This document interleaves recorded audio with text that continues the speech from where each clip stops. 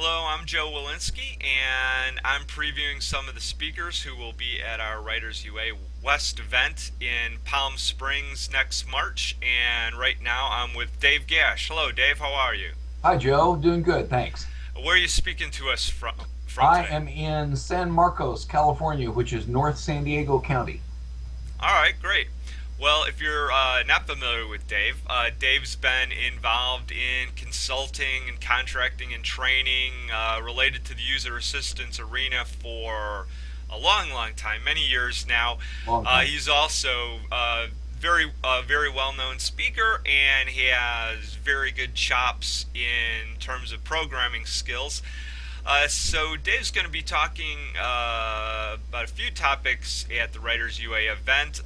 One of them, embedded help, nuts and bolts, and the other is practical HTML5, CSS3 for real writers. So why don't you give us a preview of those, Dave?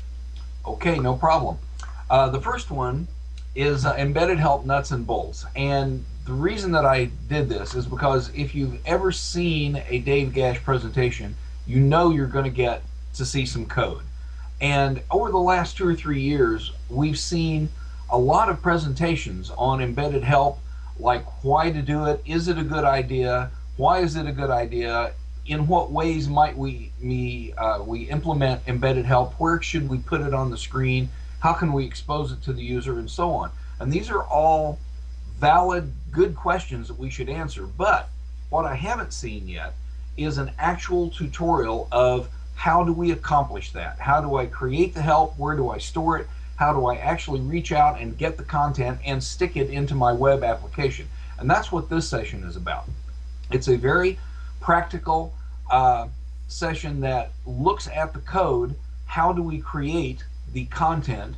Where do we put the content? And I'm going to do two different methods, one in HTML and one in XML.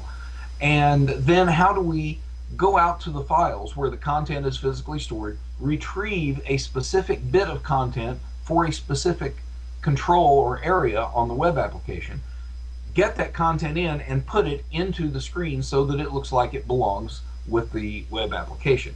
So that's what we're going to do. We're going to begin with the premise that embedded help is a good thing, and then just dispense with that and move right into the practical application of how do we create it, how do we store it, how do we retrieve it, and how do we put it into the web application. So that's what I'm going to show you. We'll look at an HTML methodology and an XML methodology so that we can do two different levels of granularity. One at the, you might say, area or section level of a web application, and then another one that's at a little tighter level where we can get individual embedded help snippets for specific controls like a drop down or a text box or a button on the screen. So that's what this session is all about. And then the other was practical HTML5, CSS3. Right. Um, I was kind of on a similar philosophical bent here. I realized that the same thing sort of holds true with HTML5 and CSS3, and that is, in recent years, we've seen a lot of overview sessions, and HTML5 certainly has lots and lots of really nice features in it. But I realized that for the regular workaday world, the in the trenches content provider, like you and me, people that are actually writing content that ends up on the web, the HTML5 overviews are oftentimes too technical. There are a lot of really nice features in HTML5 that just don't apply in a practical, pragmatic sense for people who provide content. Things like Canvas, which is so cool if you're a programmer, but not so much if you're a writer. Things like WebSockets, web workers, geolocation, things like that, that programmers are really excited about, but may not be of much interest to actual content providers. And so what we're going to look at in this session is a set of HTML5 semantic structural tags that are really practical for regular writers.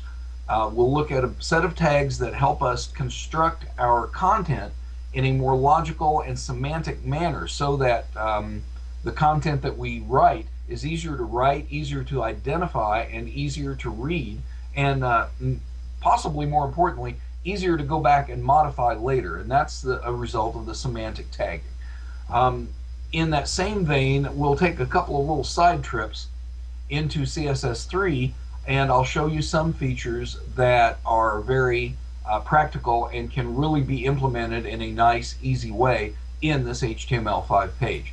The thrust of the presentation will be to take a page that's in HTML4 and CSS2 and migrate it to HTML5 CSS3. So again, both of these sessions are very, very practical in nature. Very much, we're going to assume that it's a good idea to do this, and then jump right into how do I actually accomplish it, because as you know, that's the kind of thing that I do. So those are my two sessions. All right, excellent. Well, thanks for taking the time to give us this little preview, and we'll see you in Palm Springs in March. No worries. Glad to do it. I'll see you then. Thanks, Joe.